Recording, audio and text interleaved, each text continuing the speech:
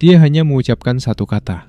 Namun, itu sudah cukup untuk membuatnya mati dengan cara yang mengerikan yang tidak pernah dibayangkan siapapun. Tahukah kamu bahwa ada seorang pria yang menghina Nabi, semoga Allah melimpahkan sholawat dan salam kepadanya, dan merobek pakaiannya dengan tangannya sendiri. Lalu ia mati dengan cara yang tidak pernah dibayangkan siapapun?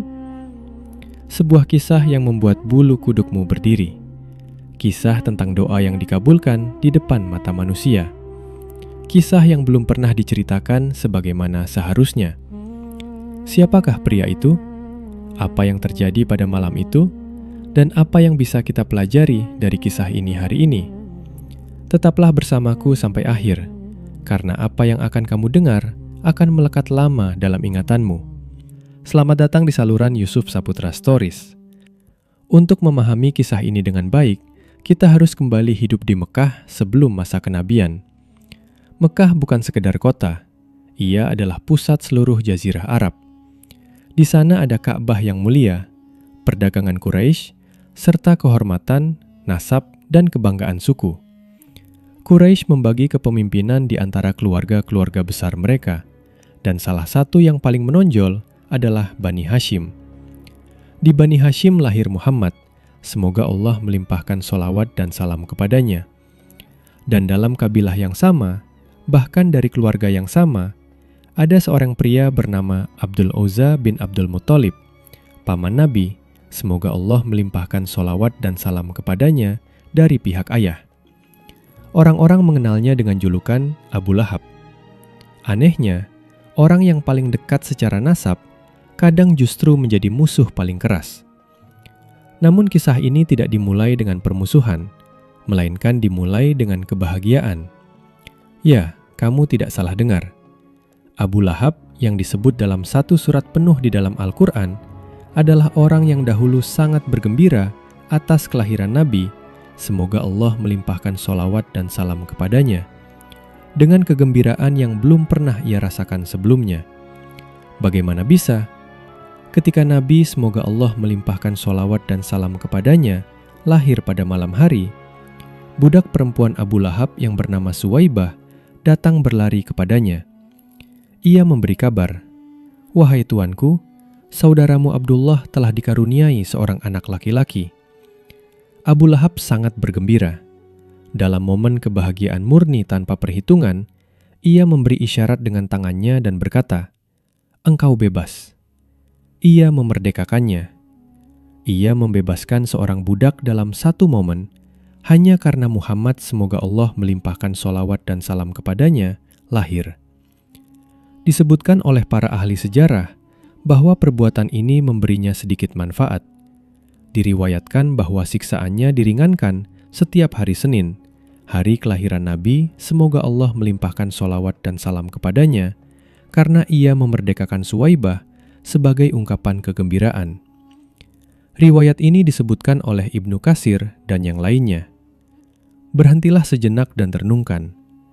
Bahkan kebahagiaan tulus atas Nabi, semoga Allah melimpahkan sholawat dan salam kepadanya, memiliki dampak. Bahkan jika datang dari hati seorang kafir. Lalu bagaimana dengan orang yang mencintai Nabi, semoga Allah melimpahkan sholawat dan salam kepadanya dengan tulus dan mengikutinya? Namun tahun demi tahun berlalu, Muhammad, semoga Allah melimpahkan sholawat dan salam kepadanya, tumbuh dan dikenal sebagai Al-Amin yang jujur.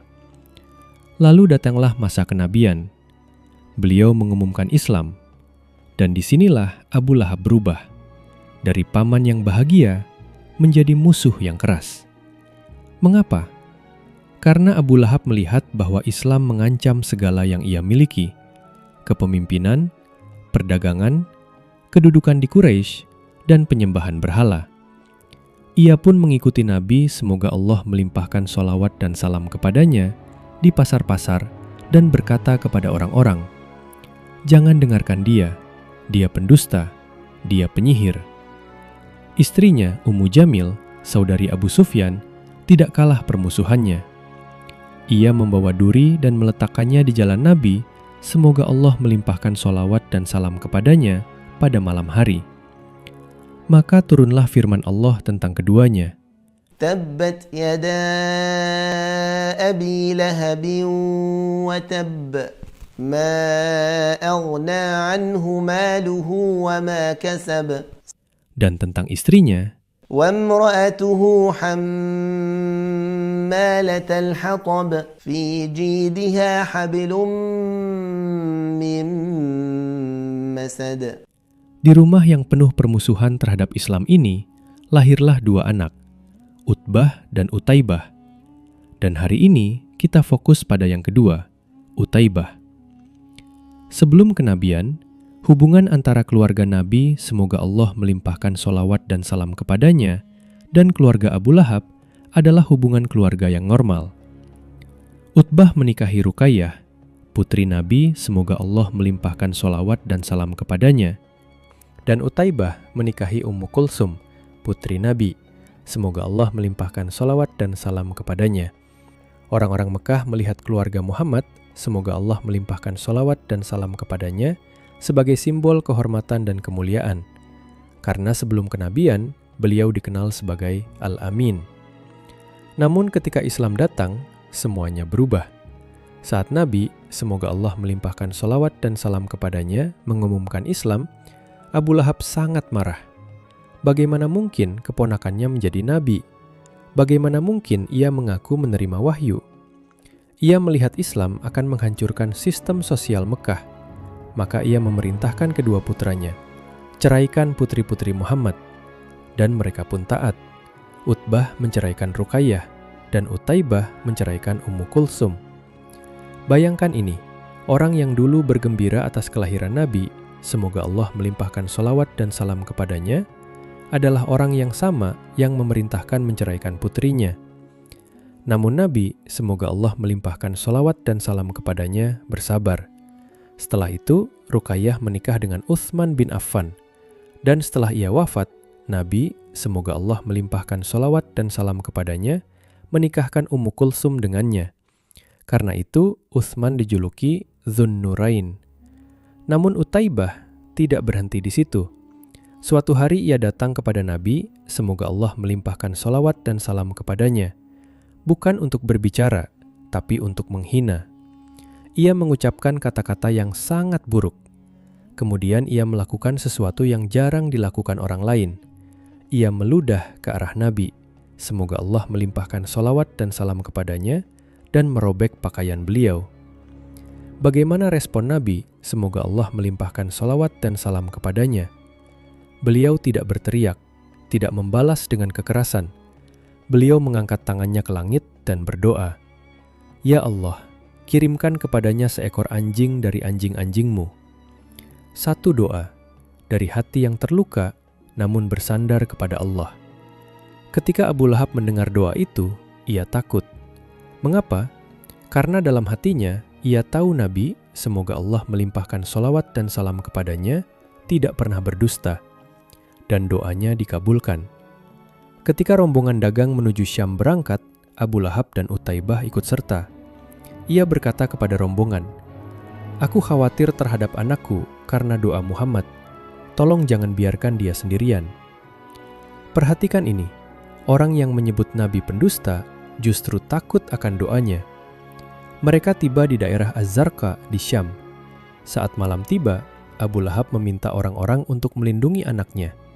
Mereka pun melakukannya.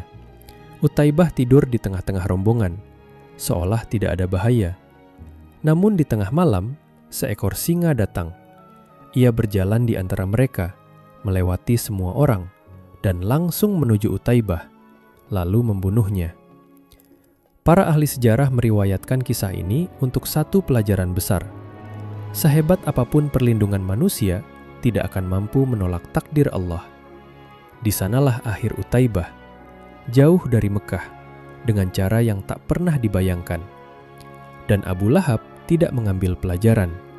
Ia pun mati dalam kekafiran. Semoga Allah menjaga kita dari kesombongan dan menetapkan dalam hati kita cinta kepada Nabi. Semoga Allah melimpahkan sholawat dan salam kepadanya. Sebelum kamu menutup video ini, ucapkan dalam hatimu, "Ya Allah, limpahkan sholawat dan salam kepada Nabi Muhammad. Jika kamu mendapat manfaat dari video ini, tekan tombol suka. Berlanggananlah jika belum, dan bagikan kepada orang yang kamu cintai. Tulis di komentar, kisah Islam apa yang ingin kamu dengar selanjutnya? Sampai jumpa di video berikutnya, insya Allah.